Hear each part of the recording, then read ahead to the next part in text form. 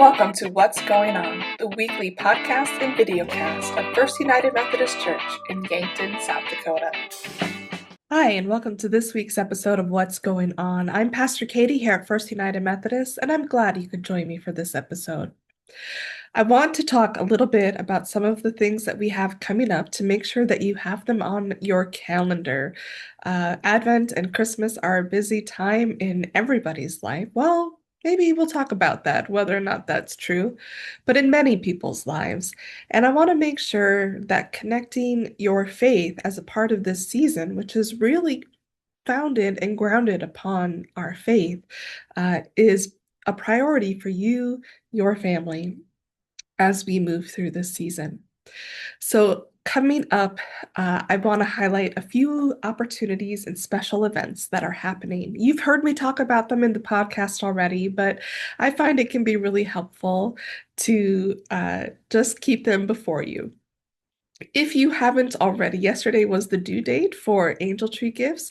If you haven't gotten yours in, get them in as soon as you can to make sure that they get included as they head out to Milks Camp for the children there so that they can have a special Christmas. I want to say thank you to everyone who grabbed angels. We had 78 angels, and they were all covered by either people in the church or through our mission giving throughout the year. And so thank you. Special thanks to Carl Hummel, to the Gilmores, Tom and Jane, for the work that they do as well, and getting all of that organized and sorted. And for those who did some extra shopping this year, thank you, thank you, thank you. I know that this will help make Christmas a special time for those children, and it is our prayer that they experience the love and light of Christ through the generosity of the people in our church. Coming up this Sunday is one of my favorite worship experiences throughout the year, and that is our children and youth leading our worship. And they are going to be doing and sharing in the Christmas story in the worship time. Our youth group kind of leads and does some of the regular worship elements that you would come to expect during Advent.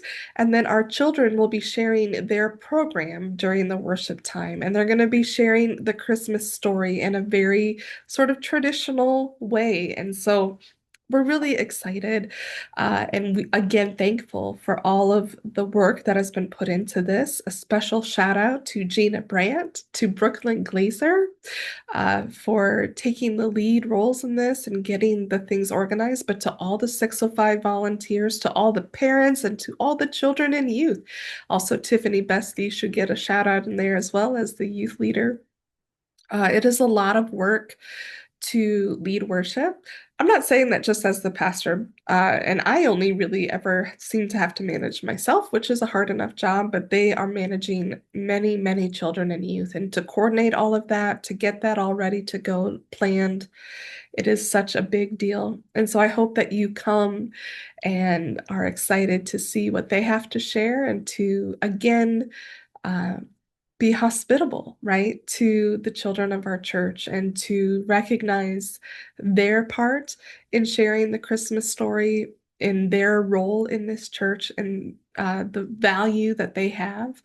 Um, it is just a really special thing. And so I'm very excited about that. After worship, it did say brunch. We want to kind of manage your expectations there. We're going to be doing cinnamon rolls and fruit. And so don't expect a big spread.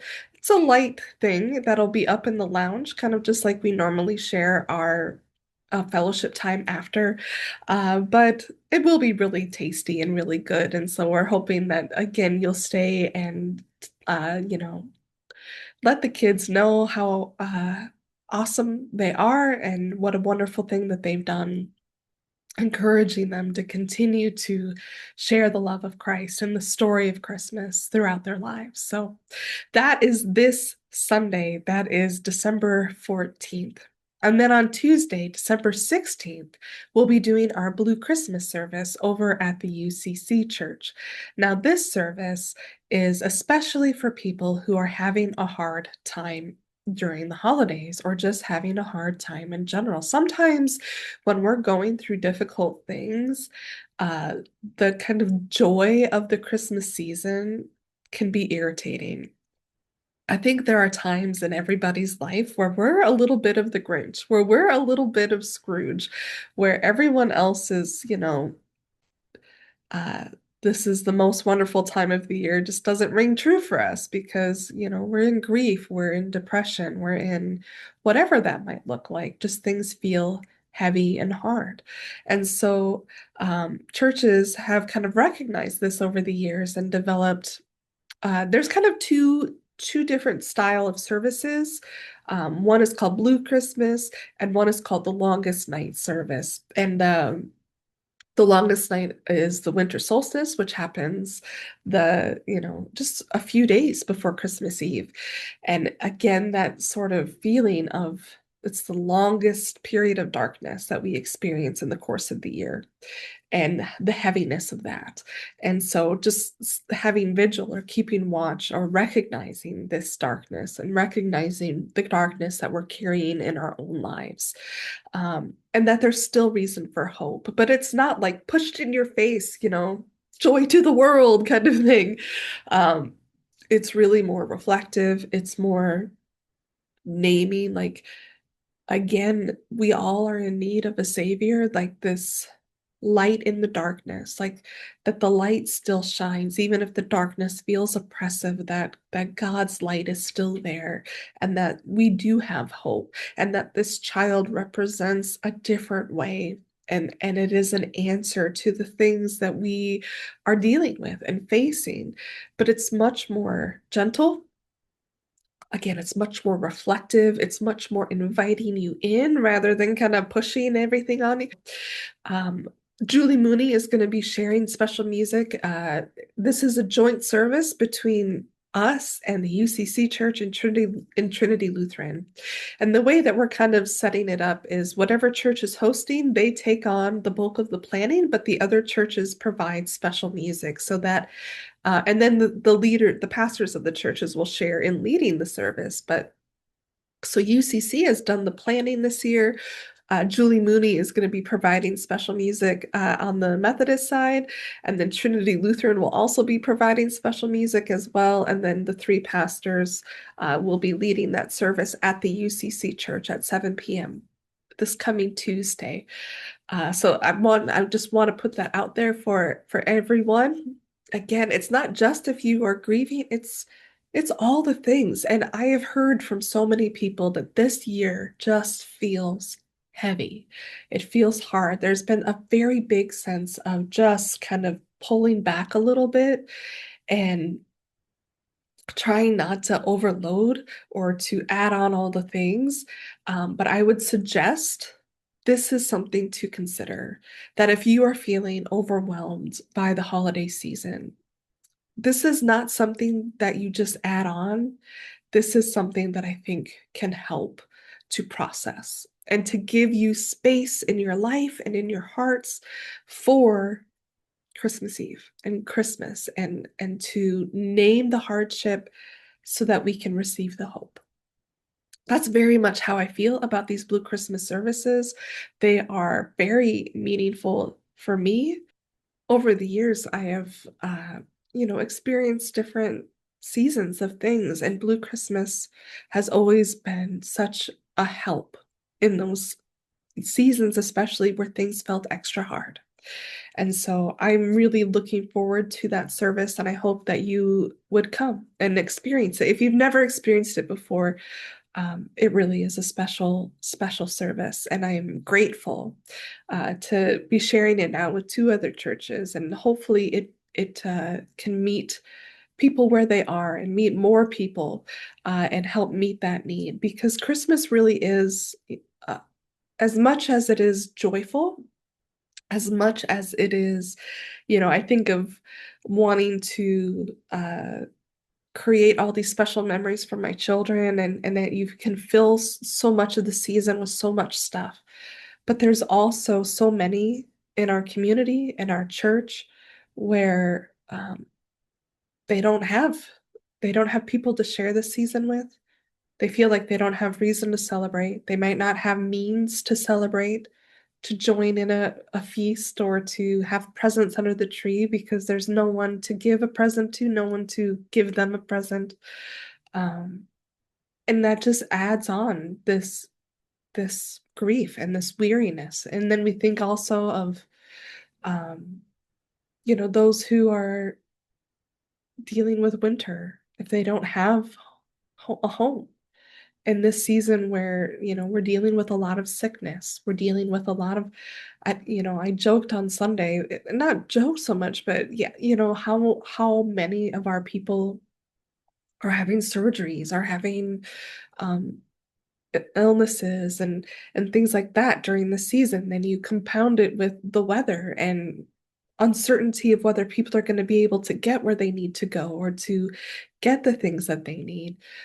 You add on top of that things like seasonal affective disorder, which is so appropriately anagrammed sad, right? Because there is a very real thing of when we go into winter months and reduced sunlight, that it affects people's mental health in a very real and difficult way.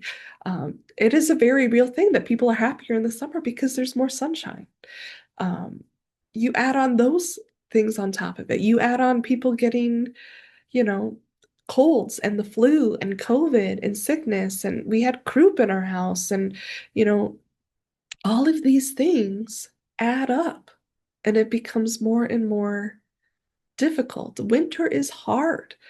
And I think that's why we cling to Christmas so much as a culture, because it gives us something to focus on.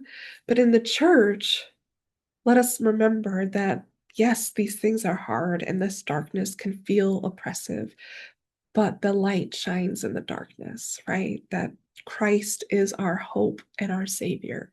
And that is our true boon. That is our true help. And so, um, yeah, I love that Blue Christmas service. I am so grateful to churches that provide that opportunity for people to name what is real, to not be forced into some sort of false joy, but to create the space for Christ to enter in. Right. The next night, the 17th, will be the 605 uh, confirmation Christmas party night.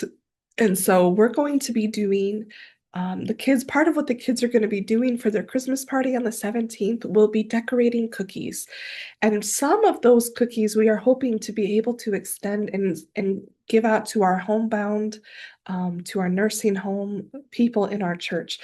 But we have a lot of children and we have a lot of people that are in that category of being homebound within our church. And so we are asking that if you would like to help us to donate some cookies, either sugar cookies that can be decorated or other types of cookies that can be included on a Christmas plate for those that are part of our church that we don't often get to see so that they feel loved and included. Would you be willing to drop those off at the church by this coming Wednesday, the 17th? Again, we want to bless our kids, especially after they put in all that work for Sunday service, but we also want to bless our homebound and nursing home members of our church and those connected to our church. In the past few years, we had been doing Care Casserole Christmas caroling. We decided not to do that this year. And so this is what we're going to be doing instead. And so I would just invite you that if you have some extra time or if you're already doing Christmas baking, if you would be willing, we have about 30 or so homebound people, and we'd love to have enough cookies to have, half dozen or so cookies for each of them, plus our 30 to 40 some kids, for them to all have cookies to decorate and to take home. Um, it adds up. It's a lot. I mean, if the math is math, then that's a lot of cookies. And so, again, if you already are doing some Christmas baking, or if the weather keeps you home unexpectedly and you do some, would you consider bringing some into the church and helping us and blessing our people in that way? That would be wonderful. We would love that. Um, I know for some, baking, and it is for me, baking is such a uh, joyful part. It's one of the things that I love to do. And I love sharing that with my kids. And I love um, it's time that we have together and it's creative and we're doing something. And then if we can use it as a blessing to others, like all the more, all the better. So that's the 17th. And then on the 18th is our Women's Night Out Christmas party. And that's going to be here at the church at 6:30. And in the past few years, the way we've kind of been doing this is we do an ornament exchange. So you bring an ornament that's wrapped and we'll exchange gifts, bring their favorite Christmas goodies, Christmas snacks, and we always have more food than we ever really need. And then we'll do some fun games and, who knows what we'll all come up with. But it's a really fun time for the women of the church just to come together, to have a good time, to fellowship with one another, and to celebrate the season. And so that's going to be happening Thursday, the 18th at 6:30 here at the church. All are welcome. Also, if you have a friend that she would enjoy that, you don't have to be a member of the church. It's Women's Night Out. Bring them, and invite them in. We'd love to have as many people come. And sometimes we women, we just need a little break. And so I hope that you can make that work. So that's happening next Thursday, the 18th. So that's just this week, the things that are going on as we get closer and closer to Christmas. I also want to talk a little bit about the upcoming studies and things that are happening in January to get you aware of them. If you want to get the books for those things, that you can do that or get it on your calendar. Again, before I do that, I do want to remind you that I am taking some time off after Christmas.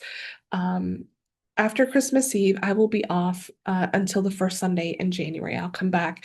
Carl Watkins is going to be leading service on the 28th. And again, so grateful for him and his service and his willingness to lead. He is such a blessing to us in our church. And so thank you, Carl.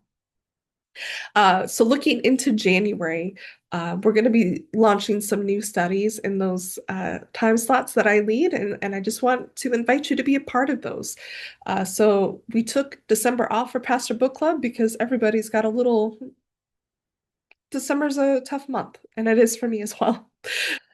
So for Pastor Book Club for January, we're going to be doing a book by Sarah Bessey, and it's called Miracles and Other Reasonable Things, a story of unlearning and relearning God. This is a biography, memoir type book that about Sarah and something that she goes through. I think she has an accident, and it's about how when we go through something in life, oftentimes our faith is changed in the process. And that's not a bad thing. Oftentimes, those events are catalysts for a deeper, more meaningful, more mature faith. And it's something we don't talk about, I think, enough in discipleship, that our faith is not a static thing, that it should continue to grow and change and morph over time. As we live through things, as we go through things, as we continue in study. The faith that I had at 18 when I was a Christian and, still relatively a really new Christian and learning a lot of things and really excited about that faith is different than the faith I have now. It's different than the faith I had 10 years ago as I was in seminary. Um, and I'm grateful for that. I'm grateful for that journey. And I find myself as I get older more and more interested in hearing this journey in other people's lives and seeing how people over time come to relate to God differently, that it's not a superficial thing, that we don't settle for these platitudes, but how it really looks uh, to have faith in a relationship with God, and kind of pruning away these beliefs that we might have that are not super helpful and really coming to something real, even if it looks a little bit different. Um, I think it's my favorite part about being a pastor is hearing, as people wrestle with and engage and say, I think, this is what I was told as a kid, or this is what I was taught. I'm not sure I agree with that, but, the more I sit with it, the more I study, this is what's coming to me. This is what feels real about God. Um, and really kind of coming to the core. And, so often I talk about the core of our faith is loving God and loving others, that Jesus really hones in on those things. And that's how I kind of feel about it, that it's pruning away some of the unhelpful stuff and really coming to a genuine, authentic relationship with God that is based on love and grace. And so I'm really excited about this book. Really, I have not read it before, but Sarah Bessey is an author that I do enjoy, and so I think it'll be a really great book. So that's going to be the book club book for January. Now we are going to be doing it not on the final Monday of January because I'm going to be out of the office for Board of Ordained Ministry. So we're going to be doing it the week before. And so it'll be up on the screens. You'll see it in the reminder and things like that. But I believe it is the 19th or something like that. So that's happening. For my Sunday morning class, I teach a class Sunday mornings at 8 from 8:30 to 9:30 prior to church. I know for some of you that's just a little too early, and I get that. But we're going to be tackling the Ten Commandments. We're going to be doing a book called The Words of Life by Adam Hamilton. Adam Hamilton is obviously the United Methodist pastor at Church of the Resurrection down in Kansas City, the largest United Methodist church in the country, which doesn't really matter, but I really like Adam Hamilton. I really find the things that he uh, puts out to be incredibly accessible, incredibly helpful, incredibly insightful. And so we're going to be talking and taking 10 weeks to talk about the Ten Commandments, which is something I think so many of us know.